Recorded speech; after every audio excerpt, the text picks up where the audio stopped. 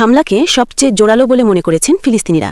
গত অক্টোবরে মার্কিন প্রেসিডেন্ট ডোনাল্ড ট্রাম্পের মধ্যস্থতায় গাজায় ইসরায়েল ও হামাসের মধ্যে যুদ্ধবিরতির প্রথম পর্যায় কার্যকর হয়, আর এর দ্বিতীয় পর্যায় শুরু হয় চলতি বছরের শুরুর দিকে। গাজা উপত্যকায় শনিবারের একাধিক হামলার বিষয়টি স্বীকার করে নিয়েছে ইসরায়েলের সেনাবাহিনী। তাদের দাবি, এর আগে গত শুক্রবার হামাস যুদ্ধবিরতির শর্ত লঙ্ঘন করেছে। শনিবারের হামলাগুলো এর প্রতিক্রিয়ায় চালানো হয়েছে। হামলার বিষয়ে এক বিবৃতিতে ইসরায়েলের সেনাবাহিনী জানিয়েছে, গাজা উপত্যকার পূর্ব রাফা এলাকায় ভূগর্ভস্থ সন্ত্রাসী অবকাঠামো থেকে ৮ জন সন্ত্রাসীকে বের হতে দেখা গেছে। অথচ অক্টোবরের যুদ্ধবিরতি চুক্তির শর্ত অনুযায়ী ওই এলাকায় ইসরায়েলি বাহিনী মোতায়েন রয়েছে। গাজায় প্রথমবারের মতো ৭০,০০০ ফিলিস্তিনি নিহতের কথা স্বীকার ইসরায়েলের।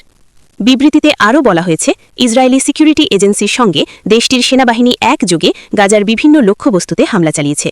এর মধ্যে ৪ জন কমান্ডার আর আরও কিছু সন্ত্রাসী, একটি অস্ত্র সংরক্ষণাগার, একটি অস্ত্র উৎপাদন কেন্দ্র এবং গাজার মধ্যাঞ্চলে হামাসের ২টি হামলা কেন্দ্র রয়েছে। এদিকে শনিবারের বিমান হামলার সমালোচনা করেছে হামাস। সংগঠনটি যুক্তরাষ্ট্রকে অবিলম্বে পদক্ষেপ নেওয়ার আহ্বান জানিয়েছে। হামাস বলেছে, যুদ্ধবিরতির সর্বশেষ ঘটনা এটাই প্রমাণ করে গাজা উপত্যকায় ইসরায়েলের নির্মম গণহত্যামূলক যুদ্ধ এখনও চালিয়ে যাচ্ছে।